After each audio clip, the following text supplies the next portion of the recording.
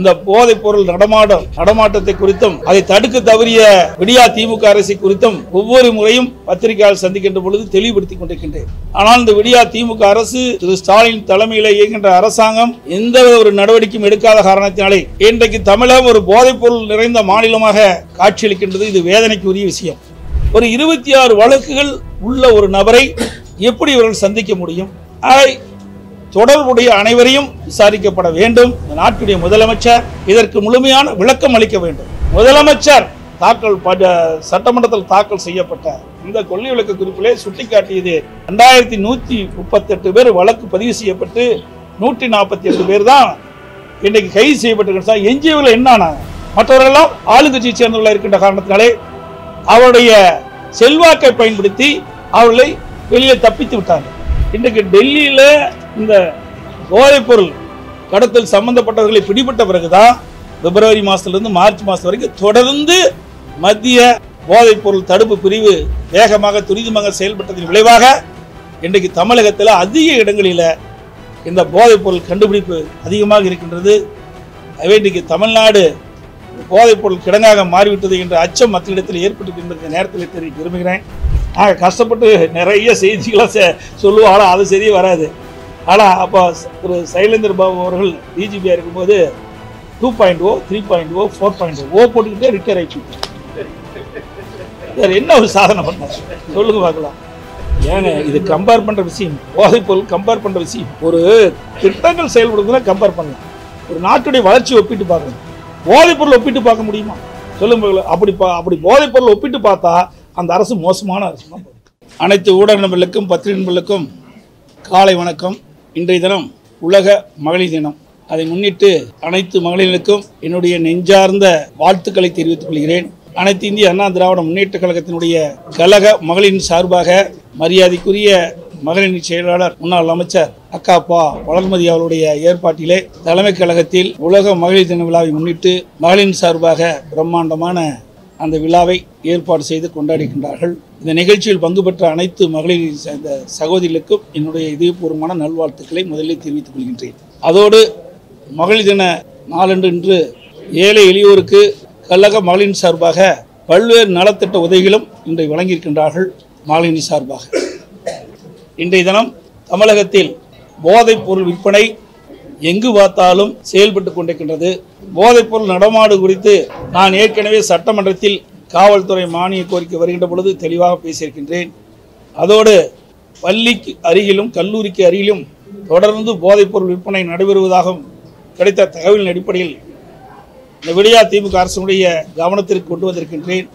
அது மட்டுமல்லாமல் ஊடகத்தின் வாயிலாக, பத்திரிகையின் வாயிலாக, அறிக்கையின் வாயிலாக இந்த போதைப் பொருள் நடமாட்டத்தை குறித்தும் அதை தடுக்க தவறிய விடியா திமுக அரசை குறித்தும் ஒவ்வொரு முறையும் பத்திரிகையாளர் சந்திக்கின்ற பொழுது தெளிவுபடுத்திக் கொண்டிருக்கின்றேன். ஆனால் இந்த விடியா திமுக அரசு திரு ஸ்டாலின் தலைமையில் இயங்குகின்ற அரசாங்கம் எந்த ஒரு நடவடிக்கையும் எடுக்காத காரணத்தினாலே இன்றைக்கு தமிழகம் ஒரு போதைப் பொருள் நிறைந்த மாநிலமாக காட்சியளிக்கின்றது. இது வேதனைக்குரிய விஷயம். அண்மையில் பிப்ரவரி 15 அன்று டெல்லியில் போதைப் பொருள் பிடிபட்டதாக செய்திகள் வந்தன, பத்திரிகையில் ஊடகத்திலும்.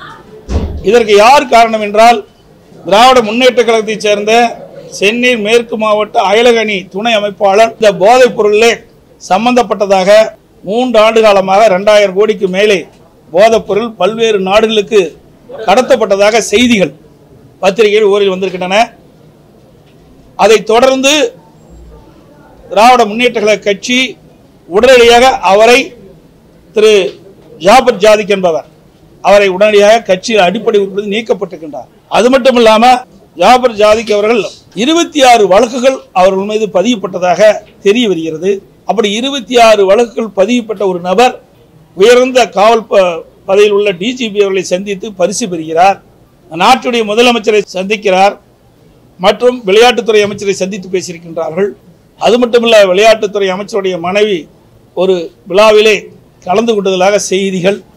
இப்படி உயர் காவல்துறை அதிகாரியிடத்திலும் நட்பு வைத்துக் கொண்டு முதலமைச்சர் குடும்பத்தோடு நெருங்கி பழகி இப்படி போதைப் பொருள் கடத்தல் ஈடுபட்டிருப்பது மிகுந்த வேதனையும் வருத்தத்தையும் அளிப்பது. இது கண்டிக்கத்தக்கது. ஒரு 26 வழக்குகள் உள்ள ஒரு நபரை எப்படி இவர்கள் சந்திக்க முடியும்? தொடர்புடைய அனைவரையும் விசாரிக்கப்பட வேண்டும். நாட்டுடைய முதலமைச்சர் இதற்கு முழுமையான விளக்கம் அளிக்க வேண்டும். இதுவரை எவ்வித விளக்கமும் அளிக்கப்படவில்லை. ஏதோ அவருடைய கட்சியுடைய அமைப்பு செயலாளரை விட்டு ஒரு சம்பிரதாயத்துக்கு ஒரு அறிக்கை வெளியிட்டிருக்கார். இது உயர் போலீஸ் அதிகாரிகள் சம்பந்தப்பட்ட விஷயம், முதலமைச்சர் குடும்ப சம்பந்தப்பட்ட விஷயமாக இருக்கின்ற காரணத்தினாலே நாட்டு மக்களுக்கு விளக்க வேண்டிய கடமை நாட்டுடைய முதலமைச்சர் என்ற அடிப்படையிலே தார்மீக நீதியாக அவர் இதை தெளிவுபடுத்த வேண்டும். அதோடு அதுக்கு பிறகு பார்த்தீங்கன்னா, இன்றைக்கு மத்திய போதைப்பொருள் தடுப்பு பிரிவு வேகமாக துரிதமாக செயல்பட்டு பிப்ரவரி 29ஆம் தேதி உளுந்தூர்பேட்டை அருகே பள்ளி மாணவர்களில் 500 கஞ்சா பொட்டலங்கள் பிடிபட்ட செய்தி. எவ்வளவு வருத்தம் பாருங்க, எவ்வளவு வேதனையான விஷயம். நான் ஏற்கனவே அடிக்கடி இதை குறிப்பிட்டு வந்தேன். இன்றைக்கு காவல்துறை மானியத்தில் கூட 2022-23 மதுவிலக்கு மற்றும் ஆயத்துறை மானிய கோரிக்கையில் 22வது பக்கத்தில் வெளியிட்டிருக்கிறாங்க. யார்? இந்த நாட்டுடைய முதலமைச்சர் சட்டமன்றத்தில் மதுவிலக்கு மற்றும் ஆயத்துறை சார்பாக கொள்கை விலக்கு குறிப்பில் இடம்பெற்றிருக்கிறது. 22வது பக்கத்தில் என்ன சொல்றாங்கன்னா, பள்ளி மற்றும் கல்லூரிக்கு அருகில் போதைப் பொருட்கள் விற்பனை செய்வது சம்பந்தமாக மிக பெரிய அளவில் நுண்ணறிவு தகவல் சேகரிக்கப்பட்டு அதன் பேரில் 2138 வழக்குகள் பதிவு செய்யப்பட்டுள்ளன. 2138 வழக்குகள் பதிவு செய்யப்பட்டிருக்கின்றன.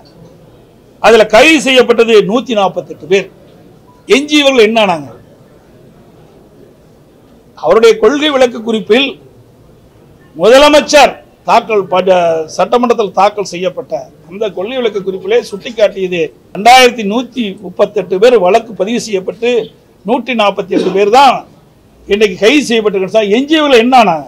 மற்றவர்களெல்லாம் ஆளுங்கட்சியை சேர்ந்தவர்களாக இருக்கின்ற காரணத்தினாலே அவருடைய செல்வாக்கை பயன்படுத்தி அவர்களை வெளியே தப்பித்து விட்டார்கள். காவல்துறை கையில் கட்டப்பட்டுகின்றன. காவல்துறை திமுகவுடைய ஏவல் துறையாக செயல்பட்டுக் கொண்டிருக்கிறது. அவருடைய கொள்கை விளக்கு குறிப்பில் தான் நான் சொல்றேன். அவர்களே கல்லூரிக்கு அருகிலும் பள்ளிக்கு அருகிலும் போதைப்பொருள் விற்பனை செய்வதாக அவர்களே ஒத்துக்கிட்டாங்க. சொன்னதை 2138 வழக்கில் பதிவு செய்யப்பட்டதாக கொள்கை விளக்கு சுட்டிக்காட்டியிருக்கிறாங்க. ஆக எஞ்சியவர்கள் என்ன செய்தால் என்று நான் சட்டமன்றத்தில் கேட்டதுக்கு பதிலே சொல்லல. ஆக எஞ்சியவர்களாம் இப்படி இன்றைய தினம் பிடிபட்டவர்கள் தான் என்று நாம் எடுத்துக்கொள்ள வேண்டிய சூழ்நிலை இருக்கின்றோம். அது மட்டுமல்ல, இன்றைக்கு இந்த விடியா திமுக ஆட்சி ஏற்பட்ட பிறகு மக்களுக்கு பாதுகாப்பே இல்லை. எங்க பார்த்தாலும் கஞ்சா விற்குது. கஞ்சா போதையில் கொலை, கொள்ளை, திருட்டு, வழிப்பறிவு, பாலியல் வன்கொடுமை தொடர்ந்து நடந்த வண்ணம் தமிழகத்தில் இருக்குது. நீங்க தொலைக்காட்சி பார்த்தாலும் சரி, பத்திரிகை பார்த்தாலும் சரி, நாள்தோறும் கொலை நடந்துகிட்டு இருக்குது. இதுக்கு காரணம் கஞ்சா போதை தான். இந்த கஞ்சா போதைக்கு அடிமையானவர்கள் அதிலிருந்து மீள முடியாத சூழ்நிலைக்கு தள்ளப்பட்டு விடுகிறார்கள். இதெல்லாம் பார்க்கின்ற பொழுது இன்றைக்கு டெல்லியில் இந்த போதைப் பொருள் கடத்தல் சம்பந்தப்பட்டவர்களை பிடிபட்ட பிறகுதான் பிப்ரவரி மாதத்திலிருந்து மார்ச் மாதம் வரைக்கும் தொடர்ந்து மத்திய போதைப் பொருள் தடுப்பு பிரிவு வேகமாக துரிதமாக செயல்பட்டதின் விளைவாக இன்றைக்கு தமிழகத்தில் அதிக இடங்களில் இந்த போதைப் பொருள் கண்டுபிடிப்பு அதிகமாக இருக்கின்றது. எனவே இன்றைக்கு தமிழ்நாடு போதைப் பொருள் கிடங்காக மாறிவிட்டது என்ற அச்சம் மக்களிடத்தில் ஏற்பட்டிருக்கின்ற நேரத்தில் தெரிவிக்க விரும்புகிறேன். அது மட்டும் இல்லாமல் இதற்கு பதில் சொல்லுகின்ற விதமாக திமுக அமைப்புச் செயலர் RS பாரதி ஏதோ கண் தடுப்புக்கு பேசிட்டு போயிருக்கார். இதுக்கு பதில் சொல்ல வேண்டிய முதலமைச்சர். இது ஒரு முக்கியமான பிரச்சனை. நாட்டு மக்கள் எதிர்பார்க்கின்றார்கள். இதற்கு இந்த அரசு என்ன விளக்கம் கொடுக்கும் என்று எதிர்பார்க்கின்றார்கள். ஆகவே இனியாவது விடியா திமுக முதலமைச்சர் திரு ஸ்டாலின் அவர்கள் உரிய பதில் அளிப்பார் என்று நான் நம்புகிறேன். அதோட அண்மையில் ஒரு திட்டத்தை நீங்கள் நலமான ஒரு அருமையான பெயர் சுட்டி அவர் இந்த திட்டத்தை துவக்கி வச்சாரு. இப்போ பத்திரிகையாளர் ஊடக நபர்களையும் கேட்குறேன், நீங்களாம் நலமா இருக்கிறீங்களா? பத்திரிகையாளர் நீங்கள் சுதந்திரமாக செயல்பட முடியல. அண்மையில் பார்த்தீங்கன்னா திமுக மாவட்ட செயலாளர் சிற்றரசுன்னு ஒருத்தர், அவருடைய கட்சி அலுவலகத்துக்கு கீழே ஒரு கொரியர் அலுவலகம் செயல்பட்டு வந்தது. அந்த கொரியர் அலுவலகத்தில் மத்திய போதைப்பொருள் தடுப்பு பிரிவு அங்கே ரெய்ட் செய்கின்ற பொழுது அந்த செய்தியை சேகரிக்க சென்ற ஊடக நண்பரை கடுமையாக தாக்கியிருக்கிறாங்க. அதோடு மட்டும் இல்லை, இந்த பத்திரிகையாளர்கள்லாம் ஊடக நண்பர்கள்லாம் அவர் மீது வழக்கு போடுன்னு போய் சொன்னாங்க. அது என்னாச்சுன்னு எனக்கு தெரியல. அதனால் நீங்களாம் நலமாக இருக்கிறீங்களா சொல்லுங்கள், நலமாக இருக்கிறீங்களா? அது மட்டும் இல்லாமல் இன்றைக்கு விடியா திமுக அரசு பொறுப்பேற்ற பிறகு மின் கட்டண உயர்வு, சொத்து வரி உயர்வு, குடிநீர் கட்டண உயர்வு, பால் விலை உயர்வு, அத்தியாவசிய பொருட்கள் விலை விண்ணை முட்டுகின்ற அளவுக்கு உயர்ந்திருக்குது. இவ்வளவும் வச்சுக்கிட்டு நாட்டு மக்கள்கிட்ட போய் நலமான்னு கேட்டால் எந்த மக்கள் நலமான்னு சொல்லுவாங்க? சார், போதைப்பொருள் சம்பந்தமா பல்வேறு விஷயங்களை குறிப்பிட்டிருக்காங்க. நேற்று டிஜிபி பிரஸ் மீட் பண்ணும்போது, அதாவது குற்றச்சாட்டுகள் யாருனாலும் சொல்லலாம், ஆனா ஆதாரங்கள் இருக்கணும். புள்ளிவிவரங்களின் அடிப்படையில தமிழ்நாடு தான் போதைப்பொருள் தடுப்பு விஷயத்துல முன்னணி மாநிலமா இருக்கு அப்படின்ற ஒரு விஷயத்தை குறிப்பிட்டு டிஜிபி பேசுறாங்க. அப்புறம் இந்த டிஜிபி தானே கொடுத்த புள்ளி வரும். இந்த புள்ளி வரும் யார் கொடுத்தது? உள்துறைக்கு யார் கொடுத்தது? இதுக்கு யார் பொறுப்பு? முதலமைச்சரும் டிஜிபி தான் பொறுப்பு. இந்த பார்த்தீங்கன்னா மதுவிலக்கு மற்றும் ஆயத்துறை இது முழுக்க முழுக்க காவல்துறை சம்மந்தப்பட்டது. அவள் கொடுக்கப்பட்ட புள்ளி வருத்தப்படி தான் நான் பேசுகிறேன். இது 2020, 23, 22, 23 நடந்த செய்தி தான் அவர் சொல்லியிருக்கிறாங்க. அதுக்கு பிறகு இந்த கடந்த மாதம் பிப்ரவரி மாதம் மார்ச் மாதத்தில் எவ்வளோ போதைப் பொருள் கண்டுபிடிக்கப்பட்டது என்று உங்கள் ஊடகத்திலையும் பத்திரிகையில் நீங்களே தெளிவுபடுத்திருக்கிறீங்க. அப்படி இருக்கும்போது இந்த காவல்துறை முழுமையாக செயல்படாத காரணத்தினால், செயலிழந்த அரசாங்கம் இருந்த காரணத்தினால், நிர்வாக திறமையற்ற பொம்மை முதலமைச்சர் நாட்டை ஆளுகின்ற காரணத்தினால் எங்கே பார்த்தாலும் போதைப்பொருள் விற்பனை. இந்த 2 மாதத்துல மட்டும் அதிகமாக கண்டுபிடிச்சிருக்காங்க. மத்திய போதைப்பொருள் தடுப்பு பிரிவு கண்டுபிடிச்சிருக்காங்க. இந்த மாநில அரசு செயல்படாத காரணத்தினால தானே இன்றைக்கு தமிழ்நாட்டை சேர்ந்த ஒருத்தர் வெளிநாட்டுக்கு 2000 கோடி மதிப்புள்ள போதைப்பொருள் கடத்திருக்கேன்னு கேட்ட செய்தி ஒட்டுமொத்த தமிழ்நாட்டு மக்களுக்கு தலைகுனிப்பு. போதைப்பொருள் சாதாரண விஷயம் இல்லை. இன்னைக்கு இளைஞர்கள், மாணவர்கள் இதில் போதைப் பொருளுக்கு அடிமையாகிவிட்டால் வாழ்க்கையை சீரழித்து விடும். அது இவ்வளவு மோசமான விஷயத்தை இவர்கள் சர்வசாதாரணமாக எடுத்துக்கிறாங்க. நான் 2.5 ஆண்டு காலமாக தொடர்ந்து பத்திரிகையிலும் ஊடகத்திலையும் இந்த போதைப் பொருள் விஷயத்தை பற்றி பேசிக்கிட்டே இருக்கிறேன். நீங்களும் ஒளிபரப்பிட்டே இருக்கிறீங்க. ஆனால் இந்த அரசாங்கம் எந்த நடவடிக்கை எடுக்கல. இப்படி நடவடிக்கை எடுக்காத காரணத்தினால தான் கொஞ்சம் கொஞ்சமாக வளர்ந்து இன்னைக்கு போதைப் பொருள் ஆயிரக்கணக்கான கோடிக்கு வெளிநாட்டில் கடத்தப்படுகின்ற சம்பவம் சர்வசாதாரணமாக நடக்குது. போதைப்பொருள் மாதிரியான விஷயங்கள்ல என்சிபி, டிஆர் எல்லாம் நடவடிக்கை எடுத்துக்கிறாங்க. ஆனா அந்த கஞ்சா மாதிரியான விஷயங்களை பிடிக்கிறது தமிழ்நாடு காவல்துறை தான் அப்படின்றது டிஜிபி குறிப்பிட்டு சொல்லியிருக்காரு. ஆபரேஷன் கஞ்சா 2.0 ஆமா, நீங்க சொன்னீங்க. இதுக்கு முந்தைய இந்த டிஜிபி அழகா பேசிட்டு இருப்பார். ஆனா சைக்கிள்ல போவார் காவல் நிலையத்துக்கு. அதை பத்திரிகையில் அழகா போட்டு காட்டுவீங்க. நாங்கள் கஷ்டப்பட்டு நிறைய செய்திகளை சொல்லுவோம். ஆனால் அது சரியே வராது. ஆனால் அப்போ திரு சைலேந்திர பாபு அவர்கள் டிஜிபியாக இருக்கும்போது 2.0, 3.0, 4.0 போட்டுக்கிட்டே ரிட்டையர் ஆகிட்டார். என்ன ஒரு சாதனை பண்ணார் சொல்லுங்க பார்க்கலாம். இது நான் முழுக்க நாங்கள் சொல்லல. திராவிட முன்னேற்ற கழக அரசு, இன்றைய முதலமைச்சர், உள்துறை வச்சிருக்கின்ற முதலமைச்சர், காவல்துறை அதிகாரிகள் தயாரித்து கொடுக்கப்பட்ட அந்த குறிப்பின் அடிப்படையில் தான் முதலமைச்சர் இதை கொள்கை விளக்க குறிப்பை சட்டமன்றத்தில் தாக்கல் செய்திருக்கின்றார். அவர் குறிப்பிட்டது 2 ஆண்டுக்கு முந்தைய பள்ளிக்கு அருகில், கல்லூரிக்கு அருகில் 2138 பேர் கஞ்சா விற்றதாக வழக்கு பதிவு செய்யப்பட்டிருக்குது. வழக்கு பதிவு செய்ய கை செய்யணும்ல. அவர் 140 பேர் கை செஞ்சு எஞ்சியூரில் என்ன ஆச்சு? அவர்களை வெளியில் இருக்கிற காரணத்தால இப்படிப்பட்ட போதைப் பொருள் சர்வசாதாரணமாக இன்றைக்கு வெளிநாட்டுக்கு கடத்திட்டு இருக்கிறாங்க. அதான் நான் குறிப்பிடுறேன். ஆமா, ஜாபர் ஜாதி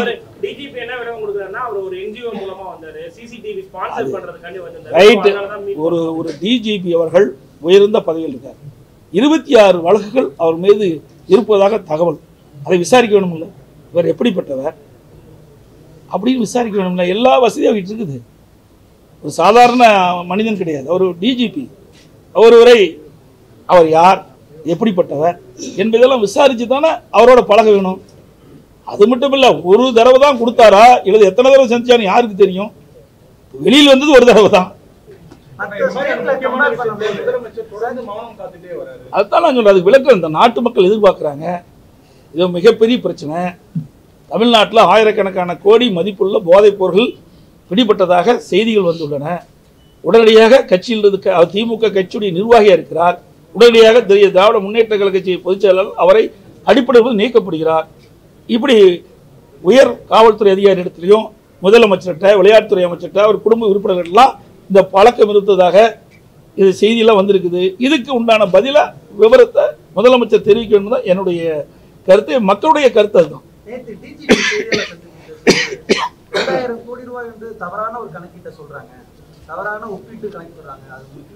பத்திரிகை ஊடகம் தவறான செய்தியை வெளியிட்டீங்களா? சரிப்பா, உங்க பத்திரிகை ஊடக நம்பர்லாம் இது விசாரிச்சிங்களா இல்லையா? நீங்க தான் நாட்டு மக்களுக்கு சொல்றீங்க தப்பான செய்தி வெளியிட்டீங்களா? கேட்குறேன், நீங்க தப்பான செய்தி வெளியிட்டீங்களா? உங்க செய்தி வச்சு தான் நான் பேசுறேன். பத்திரிகை ஊடகம் எல்லா பகுதியிலும் விசாரிச்சு செய்தியை சேகரித்து உண்மை செய்தி தானே பத்திரிகை வெளியிடுறீங்க.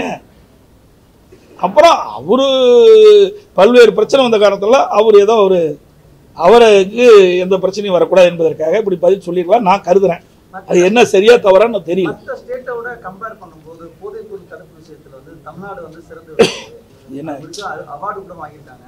ஏங்க இது கம்பேர் பண்ற விஷயம், போதைப் பொருள் கம்பேர் பண்ற விஷயம். ஒரு திட்டங்கள் செயல்படுறதுனா கம்பேர் பண்ணலாம். ஒரு நாட்டுடைய வளர்ச்சியை ஒப்பிட்டு பார்க்கலாம். போதைப் பொருள் ஒப்பிட்டு பார்க்க முடியுமா? சொல்லுங்க. அப்படி போதைப் பொருள் ஒப்பிட்டு பார்த்தா அந்த அரசு மோசமான அரசு தான்.